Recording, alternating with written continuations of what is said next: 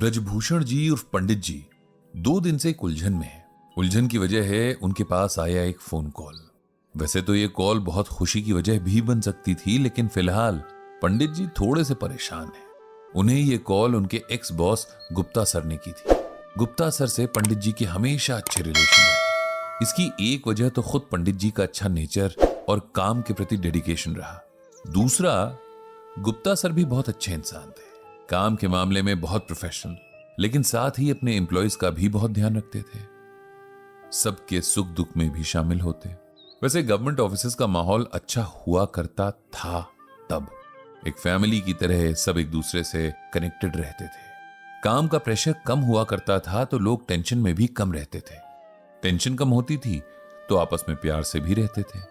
आज बहुत दिनों के बाद गुप्ता सर का कॉल आया तो पंडित जी को बहुत खुशी हुई। उन्होंने बताया कि वे पंडित जी के गीता ज्ञान ब्लॉग को बहुत इंटरेस्ट से पढ़ते हैं और इसमें रीडर्स के जो कमेंट्स आते हैं उन्हें भी। साथ ही पंडित जी जिस समझदारी से उनके आंसर्स देते हैं ये भी गुप्ता सर को बहुत पसंद आता है। बाय द वे, आप सुन रहे हैं गीता ज्ञान, ये ध्यान रहे। अब वापस आते हैं पंडित जी की कहानी पर। अब पंडित जी चाहे कितने भी न्यूट्रल रहने की कोशिश करें, लेकिन अपनी तारीफ पर एक स्माइल तो उनके फेस पर आ ही जाती थी। गुप्ता सर ने कॉल करने का रीजन बताया। एक्चुअली वो पंडित जी को इनवाइट करना चाह रहे थे। गुप्ता सर के बड़े बेटे वैभव ने अब्रॉड से एमबीए किया था और अब अपना काम शुरू करने जा रहा था। अगले वीक उसके ऑफिस का इनॉग्रेशन है और गुप्ता सर चाहते थे कि पंडित जी उस दिन इनॉग्रेशन में न सिर्फ शामिल हों बल्कि वैभव समेत सभी इंप्लॉयज को मैनेजमेंट और सक्सेस से रिलेटेड गीता ज्ञान भी दें। इसी बात से पंडित जी बहुत उलझन में थे। एक तरफ तो उन्हें खुशी थी कि उनके बॉस ने उन्हें इतनी इंपॉर्टेंस दी, लेकिन दूसरी तरफ उन्हें समझ नहीं आ रहा था कि वो वहां जाकर गीता से क्या सुनाएंगे, क्योंकि ये जेनरेशन, इसका काम, इसका वर्क कल्चर उनकी जेनरेशन और वर्क कल्चर से बिल्कुल अलग था। उन्हें बिल्कुल भी आइडिया नहीं था कि आजकल के खासकर प्राइवेट ऑफिसेज में क्या चैलेंजेस होते हैं, क्या टेंशन होती है, कॉलीग्स के आपसी रिलेशंस कैसे होते हैं। ऐसे में इस यंगर जेनरेशन को गीता ज्ञान देना अपने आप में एक बहुत बड़ा चैलेंज था। पंडित जी को उलझन में देखकर उनकी पत्नी सरला जी ने पूछा, ऐसी क्या बात है जिसने पंडित जी को टेंशन में ला दिया है? पंडित जी ने हंसकर कहा कि टेंशन तो नहीं, लेकिन एक उलझन है। और फिर उन्होंने सरला जी को सारी बातें बता दी। सरला जी को उनकी बात सुनते ही उनकी उलझन का सलूशन भी नजर आ गया। वो हंसते हुए बोली कि आपको 2 दिन से भी ध्यान नहीं आया कि आपके 2 बेटे प्राइवेट सेक्टर में जॉब कर रहे हैं।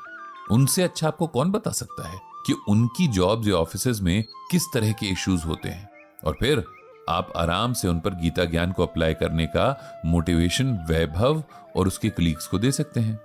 और उन्हें ही क्या, आप अपने बच्चों को भी ये समझा सकते हैं। वाह सरला, पंडित जी खुश होकर बोले, तुमने तो चुटकी में मेरी उलझन दूर कर दी है।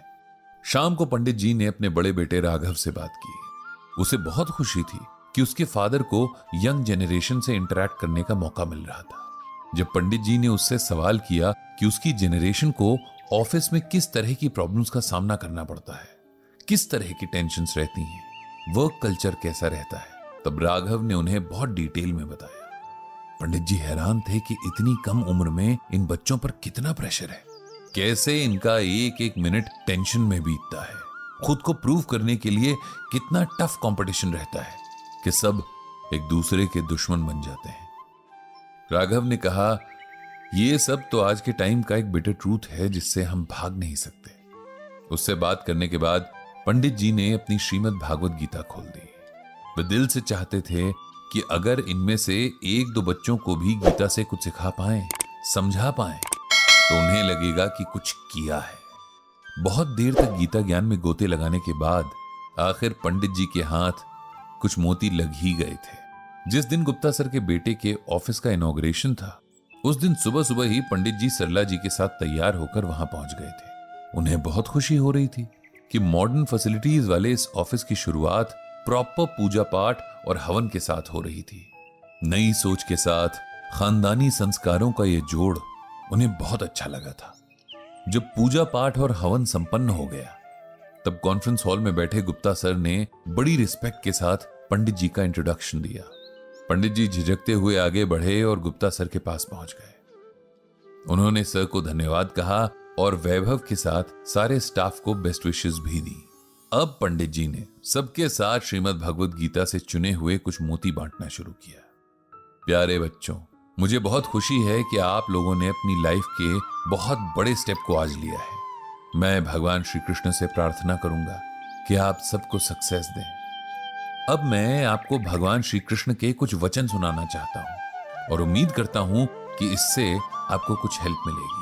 पहला श्लोक कुछ इस तरह से, योगस्थः कुरु कर्माणि संग त्यक्त्वा धनंजय सिद्धये सिद्धयोः समो भूत्वा समत्वम योग उच्यते। इस श्लोक का अर्थ कुछ इस तरह से, भगवान श्री कृष्ण अर्जुन से कहते हैं कि हे धनंजय, कर्म न करने का आग्रह त्याग कर यश अपयश के विषय में संबुद्धि होकर योग धर्म का अर्थ होता है कर्तव्य। अब इसे सिंपल वर्ड्स में समझाता हूं। हम लोग धर्म का सही मतलब ही नहीं जानते। हमें लगता है धर्म का मतलब पूजा पाठ करना, व्रत उपवास करना, तीर्थ यात्राएं करना या रोज मंदिर जाना है, जबकि धर्म सिर्फ यही नहीं है। भगवान श्री कृष्ण ने गीता में कर्तव्य यानी ड्यूटी को ही धर्म कहा है। भगवान कहते हैं कि अपनी ड्यूटी को पूरा करने में कभी यश अपयश और नफा नुकसान नहीं देखना चाहिए। इससे पहले यह क्लियर होना चाहिए कि हमारी ड्यूटी क्या है। ड्यूटी का मतलब प्रोफेशनल ड्यूटीज ही नहीं, पर्सनल ड्यूटीज भी हैं। अपने परिवार और अपनी सोसाइटी के प्रति हमारी रिस्पॉन्सिबिलिटीज तय होना जरूरी है। जब ये तय होगा तब लाइफ में हमारी प्रायोरिटीज भी सेट होंगी और हर काम के लिए बेटर रिजल्ट्स मिलेंगे और मन भी शांत रहेगा। मन में शांति होगी तो हर काम अच्छा होगा। अपनी ड्यूटीज को पूरा करते हुए कभी नफा नुकसान नहीं देखना है। अगर आपको लगता है कि आप सही हैं तब अपना काम करते जाना है। दूसरा श्लोक इस तरह से है, नास्ति बुद्धिर युक्तस्य न चायुक्तस्य भावना न चाभावयतः शांतिर शांतस्य कुतः सुखम।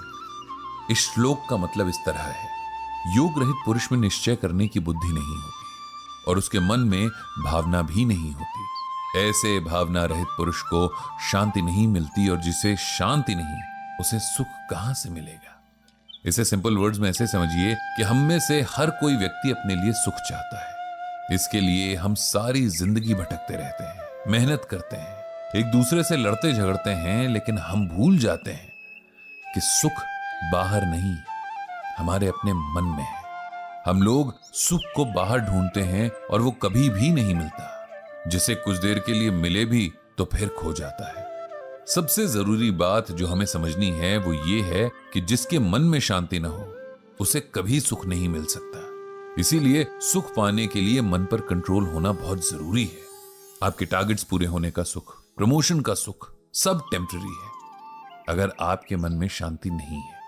इसीलिए पहले अपने मन को शांत रखें। अगर ये हो गया तो कुछ भी इम्पॉसिबल नहीं है। इसके बाद पंडित जी ने कुछ और गीता ज्ञान की बातें शेयर की, सुनने वालों के कुछ डाउट्स क्लियर किए और बहुत सारे सवालों के जवाब दिए। ये एक बहुत ही इंटरैक्टिव सेशन था जिसमें पंडित जी ने भी बहुत कुछ सीखा। जल्द फिर आने का प्रॉमिस करके पंडित जी और सरला जी वापस आ गए और इस तरह गीता ज्ञान का ये एपिसोड यहीं खत्म होता है।